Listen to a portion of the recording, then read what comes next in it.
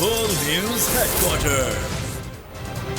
बिस्मिल्लाहिर्रहमानिर्रहीम, अस्सलामुअलैकुम। बोल न्यूज़ हेडक्वार्टर्स में खुशामदीद। मैं हूँ सोनिया शेख और मैं हूँ अफशीन कुरैशी। मैं हूँ आपके साथ रमशाद साजिद। हेडलाइंस आपने जानी, आम खबरों में बात होगी।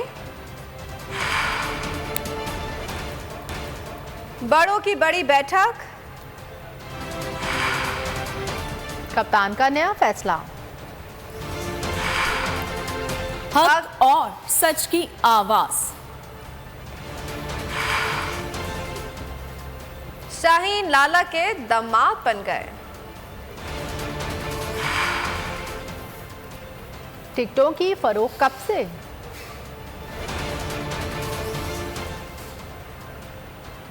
इन सब पर भी बात होगी। लेकिन बुलेटिन के आगाज में सबसे पहले आपको बताएं कि दहशतगर्दी की लानत जड़ से उखाड़ फेंकेंगे। Army chief general Asim Munir पुरआज़्म दहशतगर्दों को दो टोक पैगाम दे दिया। पेशावर पुलिस लाइंस धमाके की जगह का दौरा किया, पुलिस अफसरान और जवानों से मुलाकात की। कहा कि खैबर पख्तूनख्वा पुलिस ने दहशतगर्दी के खिलाफ जंग फ्रंट लाइन फोर्स के तौर पर लड़ी। हम बहैसियत कौम पायदार अमन हासिल करेंगे।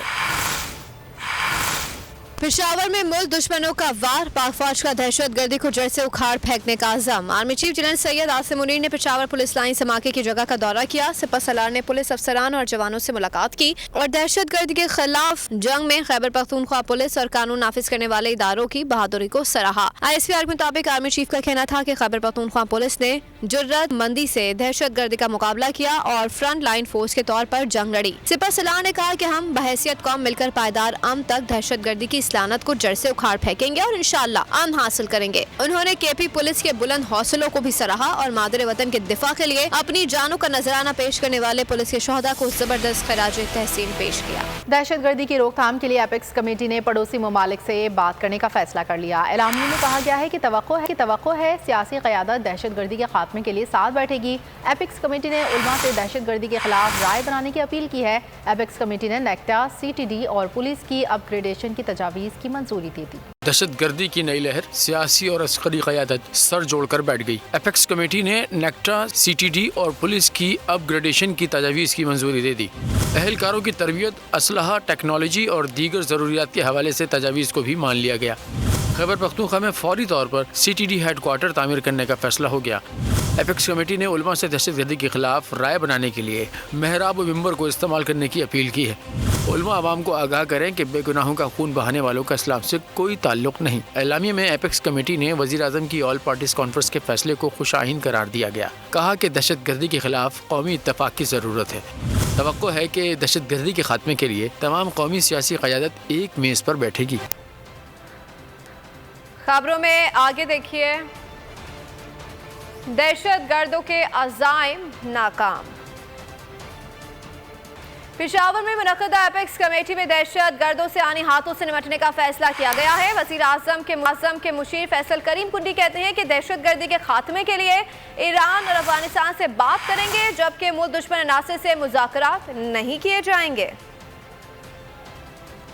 हमारा अमन तबाह हो रहा है, यहाँ पर दहशतगर्दी हो रही है, उस वक्त कोई बात सुनने को तैयार नहीं था। इससे हमने तहिया किया है कि इंशाअल्लाह इस दहशतगर्दी के खिलाफ जंग जिस तरह हमने पहले लड़ी थी, हम दोबारा लड़ेंगे, इस सूबे को अमन का गहवारा बनाएंगे।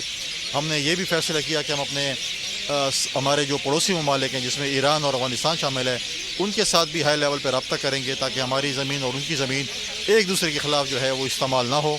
उसके भी और बाकी जो हमारे पॉइंट्स हैं उसको हम आगे लेकर जो है 7 तारीख को हमने ऑल पार्टीज़ कॉन्फ्रेंस बुलाई है। इस सूबे के अमन के लिए, इस मुल्क के अमन के लिए, इस मुल्क की तरक्की के लिए तमाम सियासी जमातों को हमने दावत दी है कि इस जो है APC में शिरकत करें। एक पार्टी के लीडर दहशतगर्दों को बसाने के लिए आगे बढ़ रहे हैं, लेकिन अपनों से हाथ मिलाने को तैयार नहीं। वज़ीर आज़म शहबाज शरीफ ने नाम लिए बगैर इमरान खान पर संगीन इल्ज़ाम लगा दिया। असद कैसर ने जवाब दिया कि इम्पोर्टेड हुकूमत ने खैबर पख्तूनख्वा के फंड्स रोककर दहशतगर्दी के खिलाफ जंग को मुतासिर किया। मंगल के रोज इस्लामाबाद में जो हमारी ऑल पाकिस्तान कॉन्फ्रेंस होगी, उसमें तमाम पार्टीज को मैंने मौजूद किया है। मैंने एक पार्टी के जो लीडर उनको भी इनवाइट किया है, जो मेरे साथ हाथ मिलाना गवारा नहीं करते थे। जब इमरान खान वज़ीर आज़म था तो कोई खुद का इज्तिमा नहीं हुआ, कि सबसे पहले ये बताएं कि जब से तुम प्राइम मिनिस्टर बने हो तुमने खैबर पुख्तनख्वा के फंड क्यों रोके रखे हैं? वो यहाँ पर किस तरह आए, कौन उनको यहाँ पर लेके आया और किस तरह उनको यहाँ पर हिस्सा बनाया गया उजलत में, कौम इसका यकीनन जवाब इसका चाहती है। जब आपकी हुकूमत आई तो सबसे ज्यादा पुरकश धमाके, बम धमाके, ड्रोन अटैक शुरू हो गए। कौन जिम्मेदार है इसका? दहशतगर्दी पर बेहिसी इमरान खान वजीर आजम शहबाज शरीफ पर बरस पड़े। बोले, दहशतगर्दी को अपनी नाक तले फैलने की इजाज़त दिए जाने पर निगाह डालता हूँ तो सोचता हूँ कि शहबाज शरीफ इतना बेशर्म कैसे हो सकता है। चेयरमैन PTI ने ट्विटर पैगाम में लिखा कि साजिश और हॉर्स ट्रेडिंग से इम्पोर्टेड हुकूमत मुसल्लत हुई, हरगिज़ तस्लीम नहीं करता। 10 माह में हुकूमत के हाथों मईशत तबाह हुई, फस्तायत से जमहूरियत का कत्ल किया गया, बुनियादी हुकूक का खात्मा हुआ। दहशतगर्दी फैलाने की इजाज़त नहीं देंगे।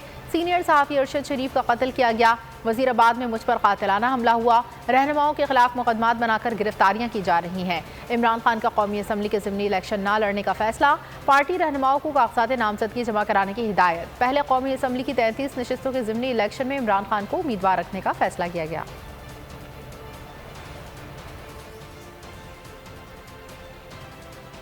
इलेक्शन कमीशन ने कौमी असम्बली की 31 खारिज नशिस्तों पर ज़िमनी इंतखाबात का शेड्यूल जारी कर दिया है। कौमी असम्बली की 31 नशिस्तों पर ज़िमनी इंतखाबात के लिए पोलिंग 19 मार्च को होगी। उम्मीदवारों की हतमी फहरिस्त 28 फरवरी को जारी होगी। उम्मीदवारों को इंतखाबी निशान 2 मार्च को अलॉट किए जाएंगे।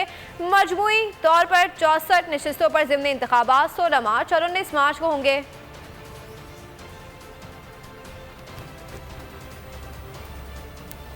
फवाद चौधरी की रिहाई के बाद कप्तान से मिलने आए तो इस्लामाबाद के मिनिस्टर इनक्लेव में पुलिस उनकी रिहाइशगाह पर चढ़ दौड़ी।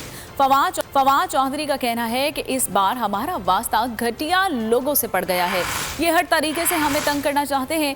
एहलिया हिबा चौधरी बोली कि हमारे घर में तोड़फोड़ भी की गई।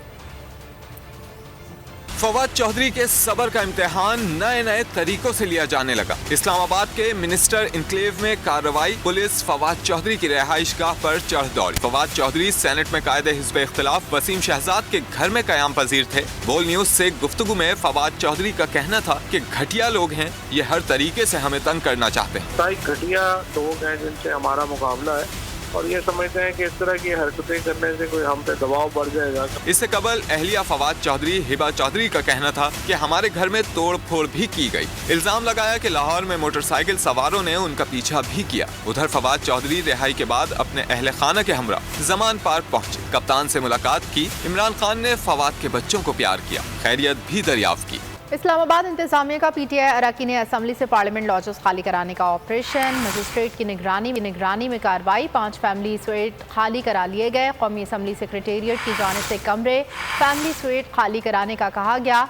फरूख हबीब कहते हैं, अगर इत्तला कर देते तो हम खुद खाली कर देते, इन्हें ताले तोड़ने की जरूरत ना पड़ती। मौजूदा हुकूमत की तरजीहात मुआशी मसाइल छोड़कर सिर्फ इंतकामी कार्रवाई में मसरूफ। PTI को हदफ बना लिया। CDA का पार्लियामेंट लॉजेस में ऑपरेशन। PTI के मुस्ताफी अरकान के फ्लैट्स के ताले तोड़ दिए गए। मजिस्ट्रेट की जेर निगरानी कार्रवाई में खवातीन अहलकारों समेत पुलिस की भारी नफरी ने हिस्सा लिया। फरूख हबीब, जहूर कुरैशी, शाहिद अहमद, गुलदाद, शब्बीर अहमद वगैरह की रिहाइश गाहें खाली करा ली गई। PTI रहनुमा फरूख हबीब कहते हैं, पार्लियामेंट लॉजेस में बंद कमरों का दरवाजा तोड़ा गया। मैं तो वहाँ नहीं था, जरूरत का सामान था। अगर इत्तला कर देते तो हम खुद खाली कर देते। पार्लियामेंट लॉजेस तोड़ने से अगर इनके दिल को तस्कीन पहुंचती है, कलेजे को ठंड पड़ती है, तो ये ताले आपके सामने, उसको तोड़ ले। हुक्काम के मुताबिक 120 फ्लैट्स खाली करने के लिए अरकान को 700 दिन कबल नोटिस दिया गया था। अरकान के अस खुद खाली न करने पर ऑपरेशन करना पड़ा। आग को मजीद फैलाएंगे तो ये मत समझे कि आपके घर को आग नहीं लगेगी, आग आपके घरों को पहुंच गई है। रहनुमा PTI कवर शोज़िद ने खबरदार कर दिया। बोल न्यूज के प्रोग्राम इमरान खान बोल के साथ में गुफ्तगू करते हुए कहा कि पार्लियामेंट लॉजेस के दरवाजे तोड़े गए, सामान बाहर फेंका गया। बोल TV के अलावा किसी ने आवाज नहीं उठाई। अगर आप ये मजीद फैलाएंगे तो ये मत समझे कि आपके घरों में नहीं आएगी, ये आपके घरों तक पहुंच गई है। मैं वो आवाम जो पैसे लेके सस्ते आटे की लाइन में खड़ी हो और उसमें एक शख्स आप अपने बच्चों के लिए आटा लेने गया और वो उस तजलील की वजह से वहाँ शहीद हो जाए या मारा जाए, उसकी तौहीन नहीं होती। आज आप जरा चेक करें, सारा दिन सिवाय बोल टीवी की किसी ने नहीं आवाज उठाई। जो जिस तरीके से लॉजेस के दरवाजे तोड़े गए हैं, जिनको डिस्क्वालीफाई जबरदस्ती अब किया, डिस्क्वालीफाई नहीं डी नोटिफाई किया गया, उनका सामान उठा उठा के बाहर फेंका गया। बंद कमरों में बंद दरवाजों के पीछे कॉन्ट्रैक्ट किए जा रहे हैं, इसको जिंदा रखना है, इसको मारना है। इंतजार कर रही हूँ कि हमारे चीफ जस्टिस साहब किस दिन सो मोटो एक्शन लेंगे। इक़्तिदार की खातिर हुकूमत आई, IMF के सामने अवाम की कुर्बानी देने को तैयार।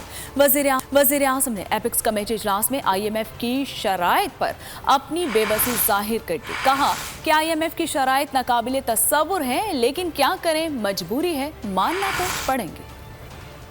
हमारा जो इकोनॉमिक जो चैलेंज है इट इज़ अनइमेजिनेबल, और हमारी जो IMF के साथ जो शराइत हमने अपने पूरी करनी है वो इट्स बियॉन्ड इमेजिनेशन, लेकिन मजबूरी उसको करना है हमने। हुकूमत IMF से किए गए मुआहदे को छुपा रही है। माहिर मुआशियात शब्बर जैदी का कहना है कि IMF ने मुआहदे पर सियासी इत्तेफाक़ी राय की ज़मानत मांग ली। IMF को यकीन दहानी चाहिए, नई हुकूमत डील कायम रखेगी। इमरान खान को शफाफ और आज़ादाना इलेक्शन की यकीन दहानी कराई जाए तो IMF से मुआहदे की राह हमवार हो जाएगी।